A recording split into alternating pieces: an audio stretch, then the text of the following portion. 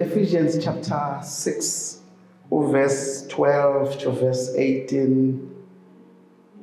For our struggle is not against flesh and blood, but against the rulers, against authorities, against the powers of this dark world, and against the spiritual forces of evil in the heavenly realms.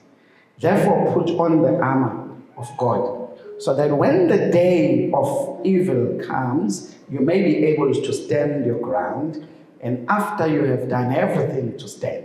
Stand firm then, with the belt of truth buckled against around your waist, with the breastplate of righteousness in place, and with your feet fitted with the readiness that comes from the gospel of peace. In addition to all this, take up the shield of faith, shout and say faith, with which you can extinguish all the flaming arrows of the evil one. Take the helmet of salvation and the sword of the Spirit, which is the word of God, and pray in the Spirit on all occasions with all kinds of prayer and request. With this in mind, be alert always, keep on praying for the Lord's people. Babizwe lakho kasemkhulume ngokuzehlisa hayi ngokujwayela nokuqonda. Siholo ngwena shintshe impilo zabantwana bakho. In Jesus' name, amen. At Scottsville, I was preaching the same message, but I quoted a different text because of his cut. Now my preparations here is as you never want at Scottsville. I say Masha. So it's a new church. We don't want to bombard it with too much, but because we've been together for a long time. Sesiyakwazi ukuba simstretche kancane. Ngikhuluma ngo-Ephesians 6. We've preached with this text several times that in your understand which is khuluma ngani. So bengizodinga ukuba ukwenza a lot of exegesis if ngizogcina ngichaza the belt of truth, of righteousness, the way prayers, different types of prayers, ngigcina ngafikanga message. But Nina, because we've preached on this text, I don't need to spend too much time. Amen.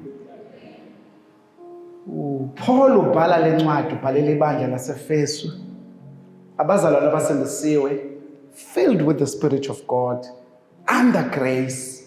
I need to start with that. They are under grace. Okusho ukuthi ke ngoba mawukhumbula, ezeqala in the book of Ephesians, Paul batshela ukuthi hayi sindiswe ngomusa, we are saved by grace. Ubala nje a lot. Paul is the one owasilethela igospel to the owaletha kakhulu igospel to the Gentiles, but more importantly uNkulunkulu wamupha i-revelation ye-grace. Thanini amen. So mayimupha i-revelation ye-grace ke. So but the same Paul is saying uKristu sewuqedile umsebenzi kodwa sino osilwisayo usuku nosuku. The enemy is in the business of fighting your family. Ngicela ukuphinda bazalwane. Omubi his full-time occupation is twofold. One is to condemn you away from salvation. But number two is to bring evil in your life, ikakhulukazi in your family. Because uma omubi ebulale umndeni wakho, uzobe esebulale isociety. Iphindele. Inhloso yakhe is to still kill and destroy, kodwa the area la elwa khona kakhulu kunezinye indawo isemndenini. Because uyazi uma ikabulala umndeni, i-society yakhiwe. Society is a collection of families. Umfundisi uMhlanzi said something very important when we had an engagement last year. I think it was August or September, I don't remember. Just a little over a year ago. He says, Mfundisi, I grew up without a father. I love umshado. Ukonakala komshado wami. Akusho ukuthi sekumele ngibone umshado ezindawo engekho right. I want ukuba semshado ngoba ngifuna ingane yami ikhule in a setup where kukhona khona umama nobaba. He says to me, I think I'm trying my best as a father. But as a father, ngiyindoda ngisihamba ngesandla esiqinile, ngizogcina ngikhulisa ingane seziqine. Kakhulu kuyadingeka ukuba kube khona owesifazane sakukhulekisa ke mfundisi. Kube khona ozoletha okuthambile to complement. Ikhona bazalwane. Area where the enemy is destroying us. Ikakhulukazi thina as black people. Ngizokhuluma nje bazalwane namhlanje ngoba offended. Izwi vele akumele likitaze njalo ufuna lik-offend. We have made it normal ukuthi intombazane mayina 30 ngenawo umntwana sibone njengokuthi there is something wrong with lo ntombazane. Ikhona bazalwane. Nithi ulindeni. Kusho nina bomama, awuzali.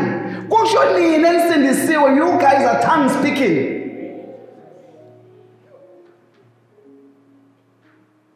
Nikhona bazalwane.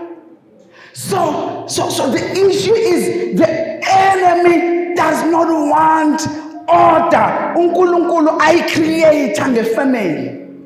So umay destroy leyo order leyo, what the enemy would have done, he will destroy this one single family, destroy the next family, destroy the other family, and then slowly the community becomes weaker and weaker. As the community becomes weaker, then evil inhibits indawo ngoba the family structure has become weakened bazalwane.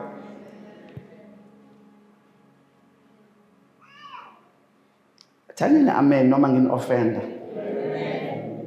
Tell your neighbor and say umfundisi namhlanje yasi-offenda kodwa izwi lisho njalo.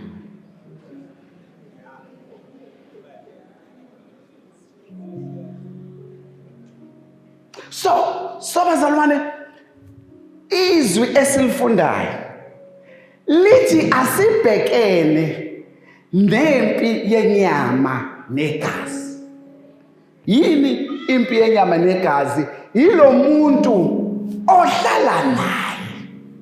Wena ubona udadewenu oxabana naye, kanti omubi akalwi no ulwa nawe through udadewenu, ufuna uku-offenda, kube khona istrife la ekhaya, kube khona uxokozela la ekhaya.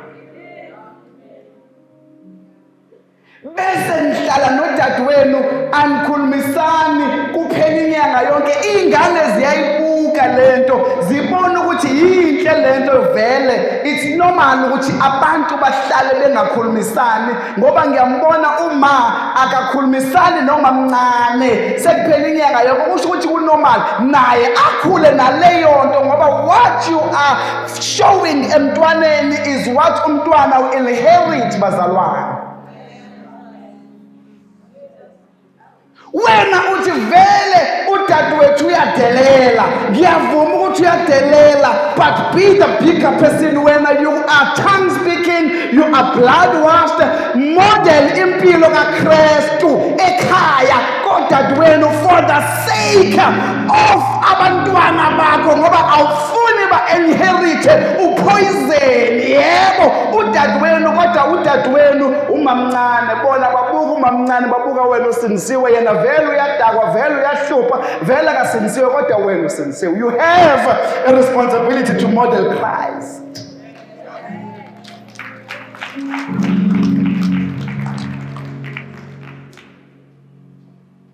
So these things bazalwane omubi akazijabuleli makhona ukuthula emakhaya. Ulwa nalento ngoba inhloso yakhe is to bring evil into the society, into the country ultimately, but uqala from a family unit.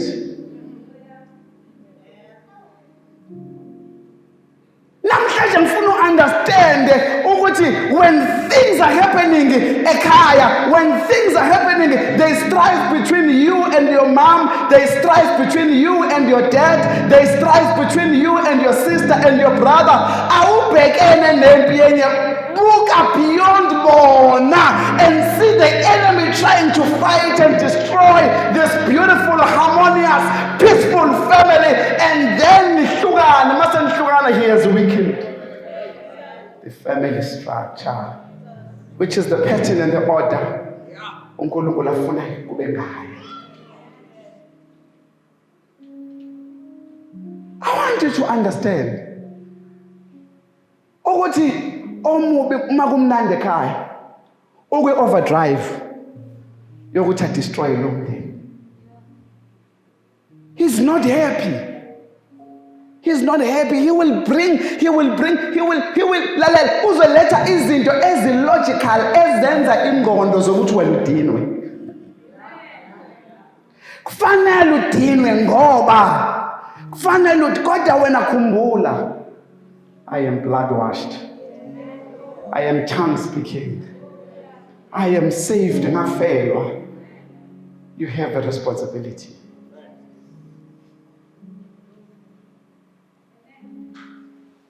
Umndeni ingane zizohlupha, but we have to love.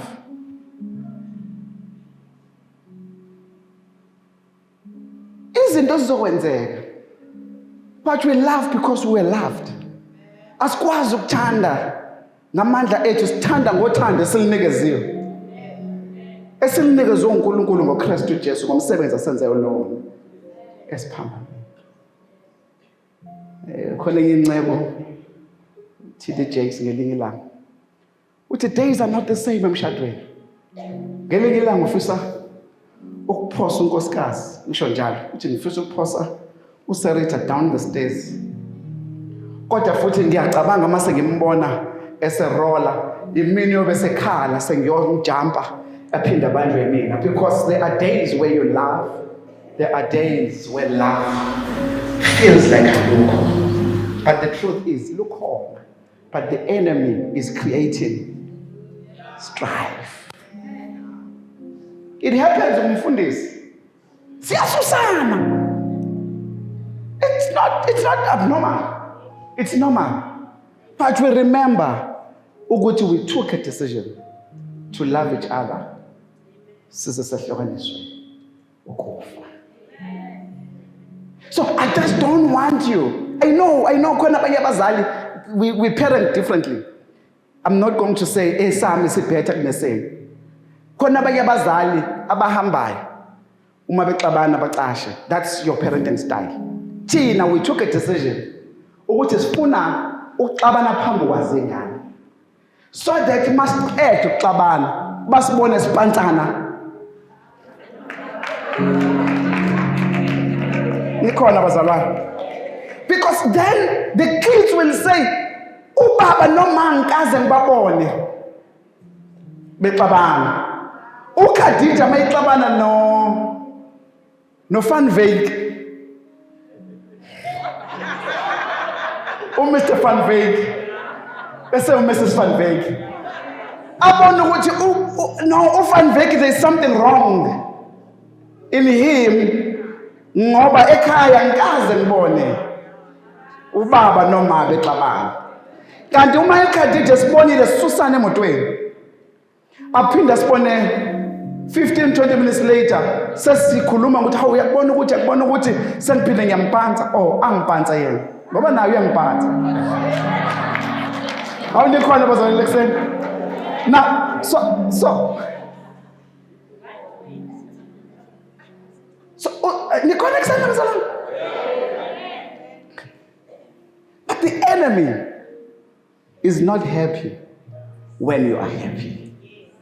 Ekhaya. Makunokuthula. So what should we do? I said earlier, uma ongizalayo ukhulu bayamazi ke la imbali kufana sesikhosini. Wayengafundile ukhulu. Wagcina kwa grade 2. I always make a joke ngokuthi uthi ngoba engakwazi ukusayina isibongo sakaKhambulo wayithi Khamle. Then athi no kodwa ngangikwazi ukubhala ungubani ngoba phela ngase ngishada ke ngashadela kaKhambula namkhumana.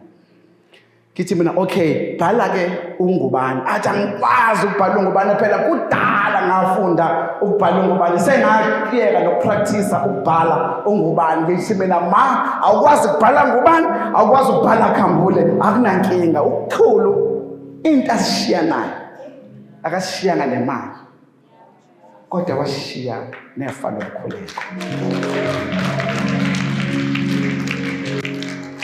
Sisahlala la kumlahla Nkosi njalo wayesibiza azathi ngiyambona umfowethu ubafo lapha azathi we ngani anithi nenza le politiki yenu nibe sentandazini bese niyahamba ke niyokwenza lemhlangano yenu akakasindiswa ngaleso sikhathi kodwa she knew the power and the importance of inkhuleko.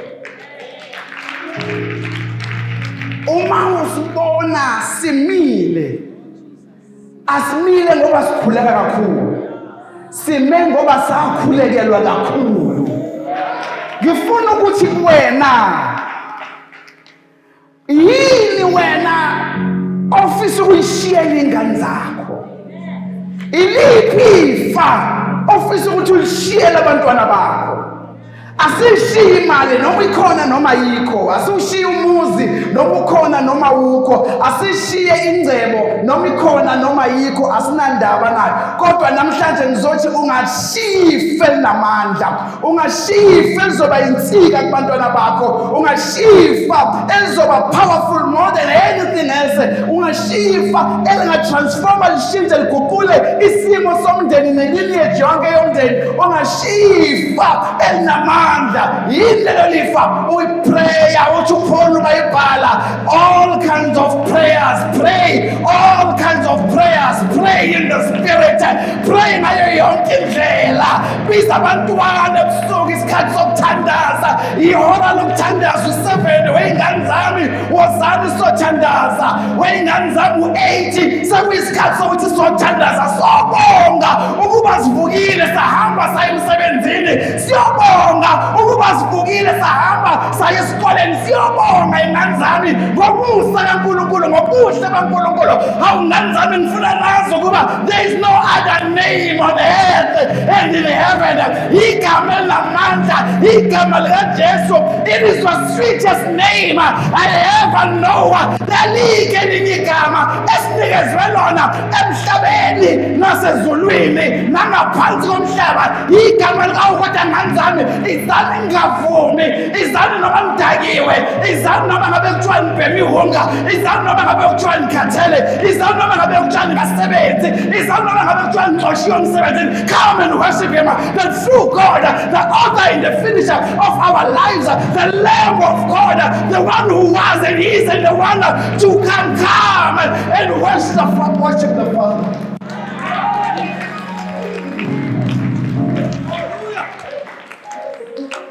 Banikeza ifa elinamandla.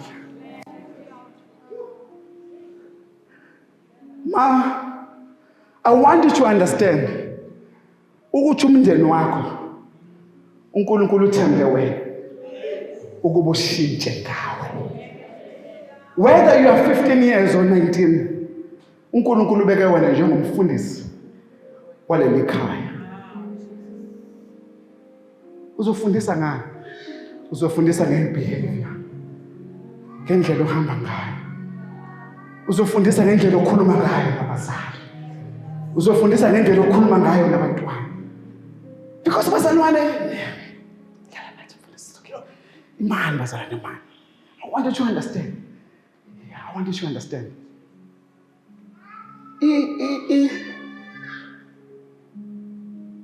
Izinto esizenzayo, I think ngelinye ilanga ngashiya mangixupha njalo ngiyengixuphe bese ngirabha ulimi. Niyabona ukurabha ulimi? So as ngirabha ulimi ngisifake kakhulu isixupho. Bese njalo angazi ngiyenzelani leyo nto kodwa ngiyenza njalo. So ngelinye ilanga ibone uAsavela naye ethi Nikhona bazalwane.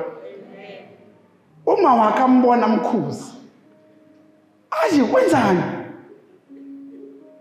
Bese mina ngiya-understand ukuthi hayi ubona ubaba wakhe njalo angizange ngisho ukuthi akathi Nikhona bazalwane. Kodwa wabona ubaba wakhe. Uma wakhe amthethisa athi hey ungayenzi leyo nto. Kusho ukuthi njengoba ethethisa leyo iyamcika. Noma yenziwa.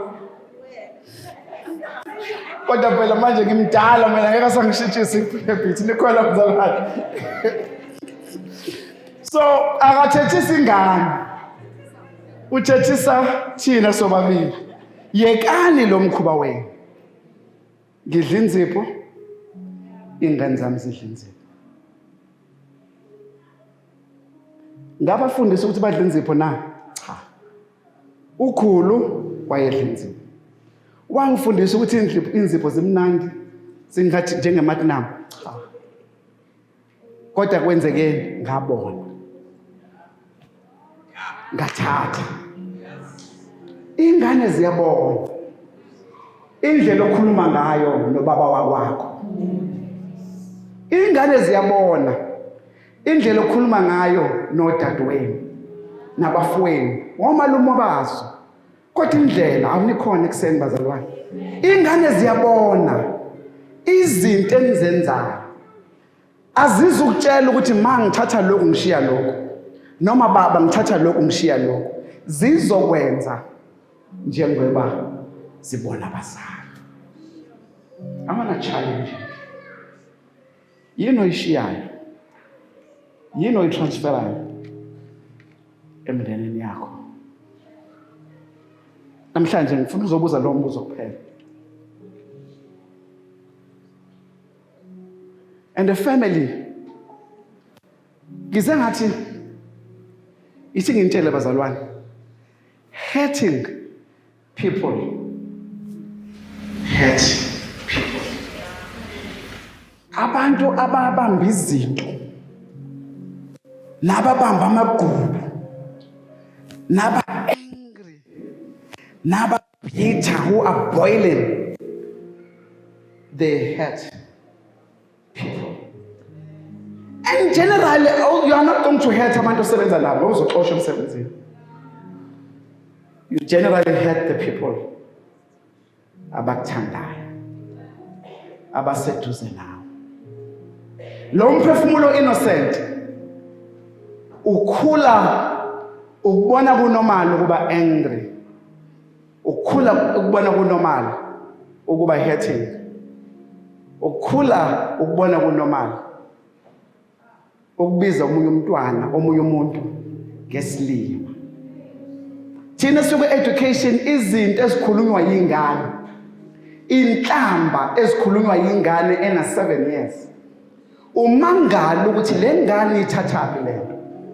Ubona ukuthi ayithathe emphakathini. Ithathe ekhaya. Kuthukana ubaba nomama.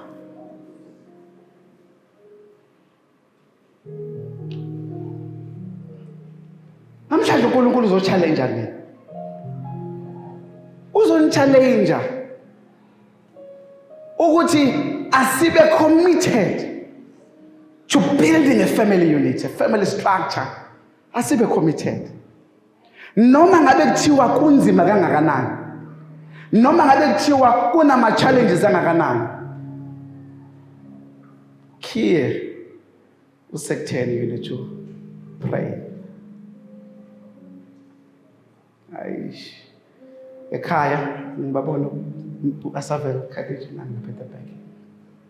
So ekhaya every day we don't spend a lot of time sikhuleka nabantwana so that ngifuna uku-understand. Angifuna ukugqilaza ingane.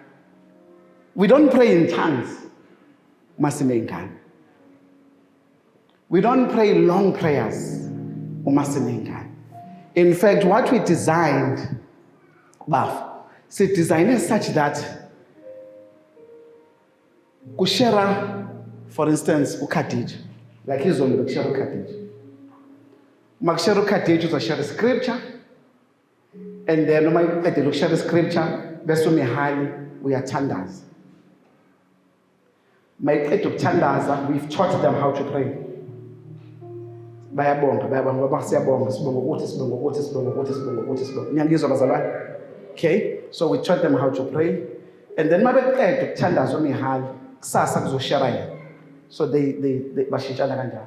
Then bese sonke ngokubambisana senze declaration, I am the righteousness of God. And then that's it. In less than 5 minutes we are done. Kodwa what have we done? Kubona sibahlomisa. Kubona sibahloma umkhuleko. Kubona sibafundisa ukubaleka kweprayer. In the book of Acts chapter 10, verse 1 to verse 4, sizwa ngendoda ogama layo uCornelius. Cornelius uthi uNkulunkulu kuyena, Cornelius, I have heard your prayers. They have become a memory. Ikhona bazalwane? Bengithi ngizomfakela yona. So, ngizwile imkhuleko yakho. Verse 4. Ngizwile imkhuleko yakho. So, the angel answered, your prayers and gifts to the poor have come up as a memorial offering before God. When you pray, Nkulunkulu has, ibizwa ngani konje lento le? O-gigabytes laba, no-terabytes. Ibizwa ngani? Hard drive, thank you. Ngithi memory stick, thank you. Ibe imkhuleko yakho iya kwi-hard drive yasezulwini. Nikhona bazalwane. So what you are doing as you teach the kids to pray and teach the kids to share the word and teach the kids to praise and worship and teach the kids all the things uNkulunkulu azoguide ukuthi uzenze. Lezo zinto lezo ziyahamba ziye ku memory card yasezulwini eNkulunkulu. You know what is interesting? At this time, uNkulunkulu usho lento le uCornelius akakasindiswa. He is not saved. uNkulunkulu ukhuluma noCornelius, so ikhuluma ngelinye ilanga le. Ukhuluma noCornelius ngala, at the same time ukhuluma noPaul, no Peter on the other side. Eyelinye ilanga le ukuthi if there is a prophecy this side, God will confirm it on the other side as well. Okay, now, so ukhuluma no Cornelius on the one side, ukhuluma no Peter on the other side, bayahlangana, and then uma behlangana uCornelius uchaza isitori sakhe, uPeter uchaza isitori sakhe, uthi impela kuyacaca ukuthi uNkulunkulu ongilethela. Bathi uma bemlwisa laba abanye ukuthi ungena kanjani emzini wezizwe weGentile, uthi angiziyelanga mina. This is how it went. I saw an angel coming to me, he saw an angel talking to him, and then 3 days later we met, and then ngithe ngisakhuluma naye ngisamchazela ngoJesu osindisayo, ngoJesu wafa ohlanza izono. iBhayibheli lithi uCornelius nomndeni wakhe wafumana umoya oyingcwele. Alikhona bazalwane, because Cornelius clearly was already convicted on the inside ukuthi impela uJesu inkosi nomsindisi. Faith comes by hearing, and what do you hear? The word of God. Wasethi uPeter, ayike kwanali kanti ukuthi ngoba vele sewugcweliswe ngomoya oyingcwele, you might as well baptize you in water. So Peter then explains the story kulaba abanye abamlwisa ukuthi ungena kanjani emzini weGentile, uthi ayikho into ebengizoyenza ngoba God spoke to me, God spoke to him, and this is how it happened. Clearly uNkulunkulu befuna ukuthi ngingene ngiyoshintsha umndeni kaCornelius. Cornelius kwenzeka yonke lento ngenxa yokuthi he was a prayerful man. Ngelinye ilanga sokhuluma ngoCornelius, who is a giver, not today. He was a prayerful man. God is challenging you to cover your family in prayer. Not wedwa. Hayi wena wedwa. Ungakhuleka, like you know, every now and again we pray, like I was saying on Friday or Saturday morning, I was walking up and down, and that's okay, but teach your kids to pray. An apple a day keeps, an apple a day keeps a prayer, a family prayer every day keeps the devil away.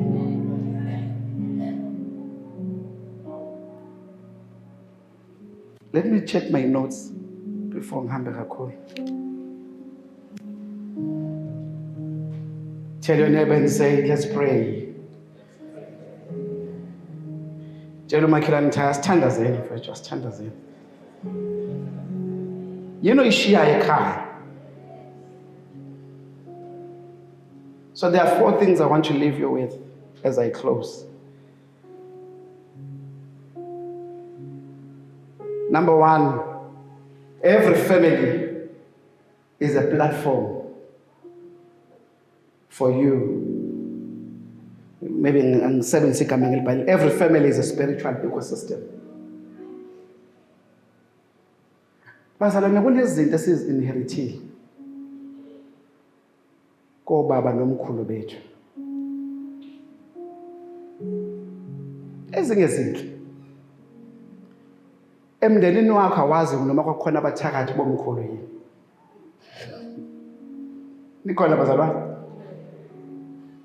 Emndenini wakho awazi izinto ezenziwa ababecabanga at the time ukuthi zi right kodwa zazi wrong. Nikhona ekseni? But uma siza kuKristu,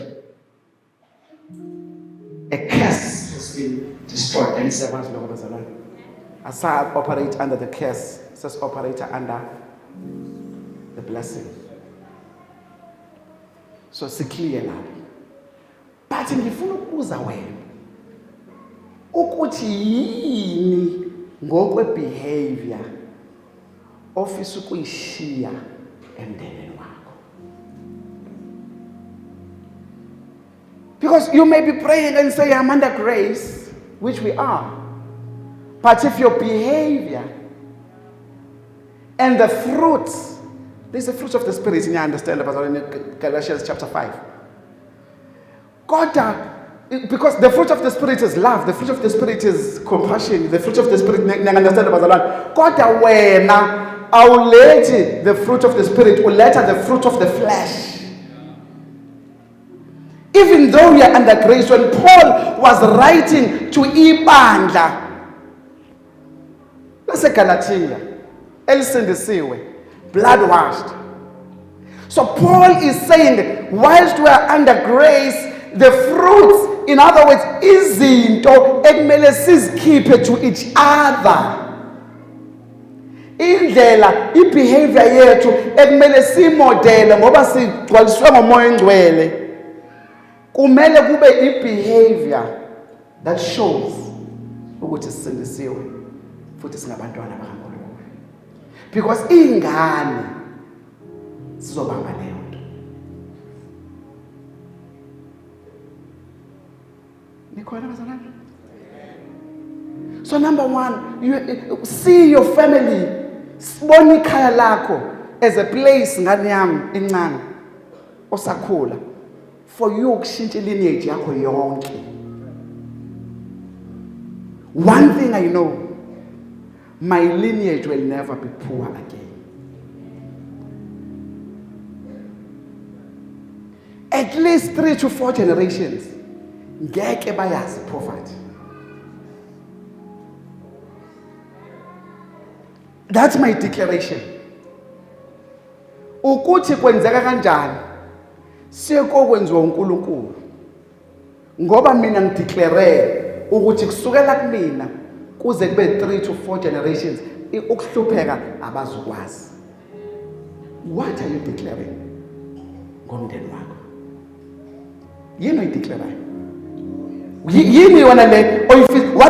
What is it that when you are modeling, but number one, but number two, what is it that you are declaring ngomndeni wakho? Are you saying that no, say right sihlupheka, say right sinenkinga, say right kunje? I want you namhlanje kule nkonzo le to take a stand and declare ukuba kugcinile ukuhlupheka wakuchase kodwa ngeke kuphinde kuqhubeke kugcine ngawe kusukela namhlanje kwawena ukuhlupheka nawe in the same sentence ngeke kuphinde kuhlangane and going forward kuwena nezingane zakho ukuhlupheka ngeke kuphinde kuhlangane lale noma ngabe kuthiwa izingane zakho ayisindisiwe akunankinga ngeke zikubone ukuhlupheka ngenxa yakho ngenxa yemkhuleko yakho uthi uNkulunkulu Cornelius, this is a man who was not said Cornelius, I have heard your prayers kangakanani makuthandaza a tongue speaking a blood washed person uNkulunkulu wamuzwa futhi uyamuzwisisa kusukela namhlanje you can declare and cut ties with poverty and cut ties with strife and cut ties with ukuxokozela and let peace take over and let riches and wealth take over emndenini wakho namhlanje. I want you to declare ukuba ingane zakho zihlakaniphile zisafeyila ingane zakho zismart esikoleni zisahlulwa yilowo naloya. Declare namhlanje that is phumelele. Declare namhlanje that banemsebenzi emihle. Declare namhlanje that bahamba kahle. Declare namhlanje that bayiphethe kahle. Declare namhlanje that utshwala baphuzi ungabayibhemi insanga bayibhemi ukwaya bawubhemi abakwenza okungalebele. Declare besakwenza besahlupha. Declare namhlanje that your home is a place of peace. Declare namhlanje that umuzi wakho indawo yokuthula in Jesus name. Declare namhlanje that ingane zakho zoshada zonke in Jesus name. Declare. Declare. Sasiyamukele kakhulu izinto kanti safela eCalvary. Christ has achieved all these things at the cross. So number one, see your home as a spiritual ecosystem. Number two, angibuze lo makhelwane, what are you transferring makhelwane? What are you transferring? Ekhaya. What culture? Number two, prayer is a tool of transformation and transference. Guqula umndeni wakho. Usuhlala kakhulu ekuhluphekeni. Guqula umndeni wakho kusukela namhlanje. Usuhlala kakhulu ekuxokozoleni. Guqula umndeni wakho and declare peace. I-problem wena mawuthi kodwa mfundisi understand bangenzeni lalela, peace will not come but uNkulunkulu ubeke wena njengomfundisi wala ekhaya. Musa sositshela ukuthi bakwenzeni bakudelele kangakanani bathe umthakathi uyazi nje wena ukuthi awuthakathi umuntu. Why would you even bother about that? Bakubize ngokuthi unomona angithi uyazi wena unawo umona. So why would you even bother? So yonke into ekhulunyiwe iyeke because asibhekene nempi yenyama negazi sibhekene nani bazalwane nemoya. So I want you to transform your family, To be a place. Akube indawo yendumiso ekhaya. Akube indawo yomkhuleko. Akube indawo la kwaziwa khona ukuthi imoya idlalele khona ngoba hey leli khaya likhavuwe ngomkhuleko. Sisakhula abazalwane ayasiyokhula sisasezweni ngoba ukukhula kubalekile more than ukuba sezweni nokuba kuKristu. Singakamamukela uJesu njalo ebusuku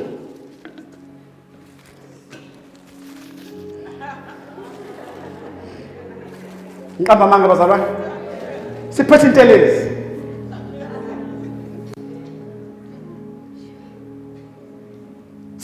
sasirawunda umuzi nikhona abazalwane every day nakanjalo chelela ngomkhuleko uchelela ngomkhuleko manje isikhani sethu esinaso bazalwane nomkhuleko shithi umndeni wakho vikela umndeni wakho nikhona I get frustrated nikhona excited so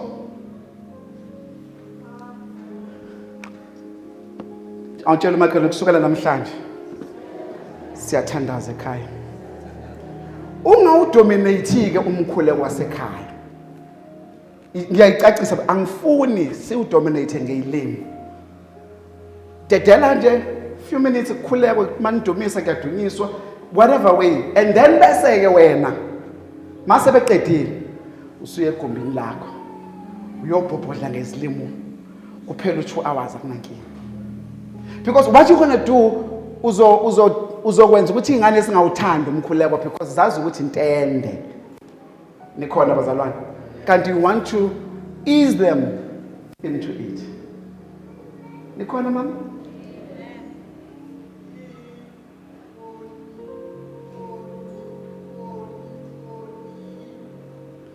so number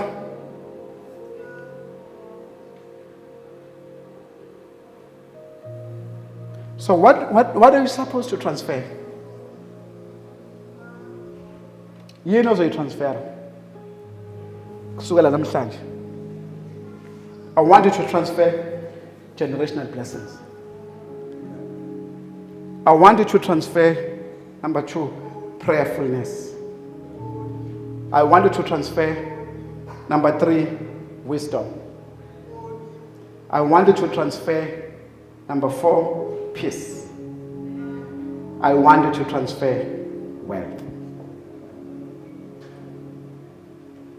Wealth not as any man, but wealth mindset. The mindset of wealth. Because ingane ungazinikeza 100 million today, so shazi uqada. Because masingafundisiwe how to manage such wealth. So nifundisa ngelinye ilanga, we've been teaching a lot on wealth. So tell your neighbor and say generational blessings.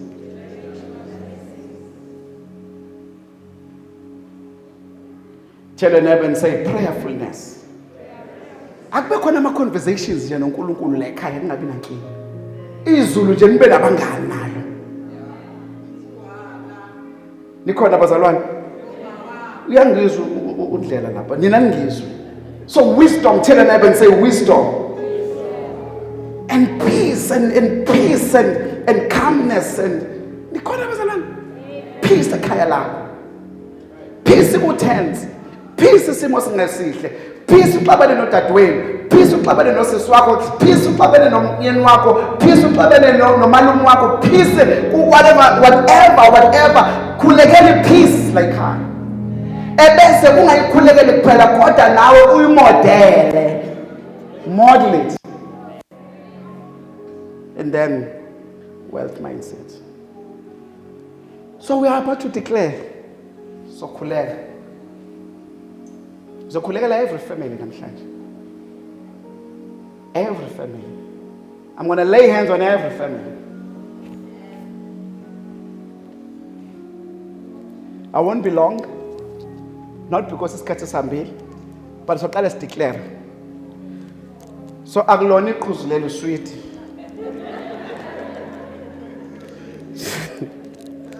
Because angithi ngiyashumayela ngizobe ngikhuluma nani manje ngisondele angifuni ukunishaya nge-bad breath. So ngisho sweet bazalwane.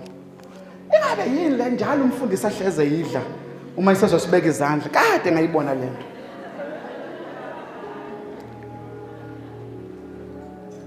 Sweet. So I want you to declare like uyahlala. Declare like awuphilile. Don't mind your makeup namhlanje. Ngifuna siqale singene emkhulekweni. Mfundisi uMhlanzi uzosifaka emkhulekweni. Ngifuna siqale singene emkhulekweni. So qala ku declaration bese siye emkhulekweni. Bese nibase. Nikhona bazalwane? So I want you sukume.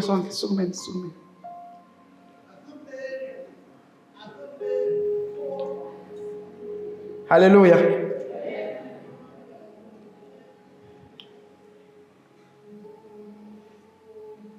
Siphakamise izandla and siqale sideclare. I declare that my home is a fragrance, carries the fragrance of heaven.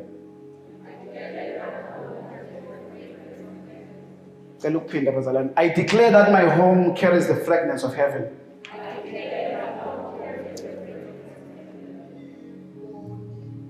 Inzalo yami is covered under the covenant of grace and wisdom.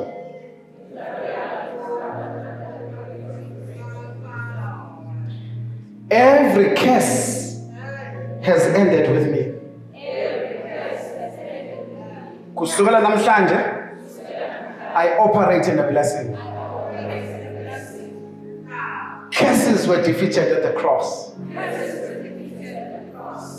Umndeni wami operates in peace, not under pressure, not under strife. I declare ukuthi uxokozele ekhaya kukho. I declare ukuxabana ekhaya kukho.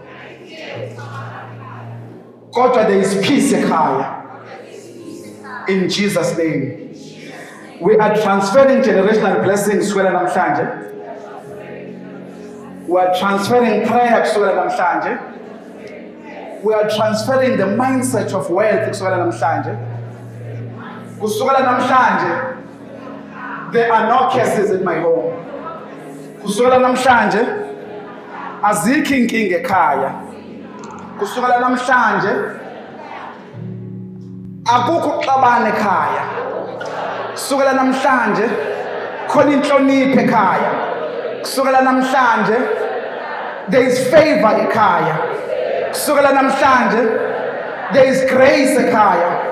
There is divine favor ekhaya. There is supernatural favor ekhaya. Kusukela namhlanje,